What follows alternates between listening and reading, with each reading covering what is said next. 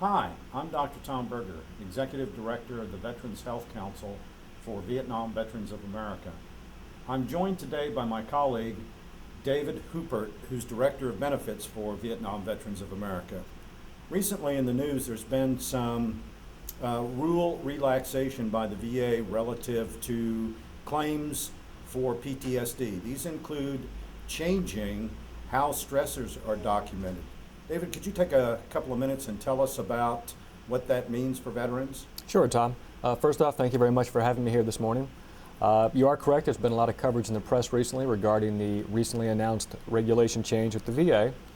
Prior to the enactment of this regulatory change, if a veteran filed a claim for PTSD, they would need to show three things. One is they need to have a diagnosis of a current disability. They need to have evidence of an in-service stressor, which is the event that gave rise to their condition, and also a medical nexus between the two. And the medical nexus is essentially a physician's opinion stating that it is as likely as not that the stressor gave rise to their PTSD. Actually, in the past and still currently, we have a number of veterans who have special protections, and these are veterans who have an award or decoration denoting combat experience, such as a combat infantryman's badge or a Purple Heart, or other individuals who could show some tangible evidence, such as service records, showing they engaged in combat with the enemy. For these individuals, the VA would essentially take them at their word that what they say happened to them. And if this is what gave rise to their PTSD, their claims were granted, and it was a much easier process for them.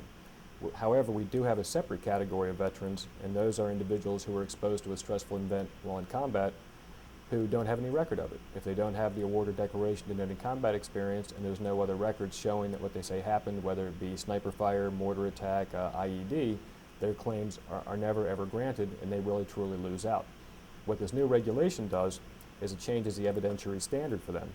If an individual claims that they were exposed to hostile military forces or terrorist activity, and a VA psychiatrist or psychologist or a VA contracted psychologist or psychiatrist states that in their opinion the event that the veteran describes gave rise to their PTSD, the VA will now go ahead and grant these claims. And it's a good thing for the modern veterans and also for veterans of Korea, World War II, Vietnam. Thanks, Dave, and thanks for joining us today in the first of a series about veterans' health and benefits issues sponsored by Veterans Health Council of Vietnam Veterans of America. Thank you.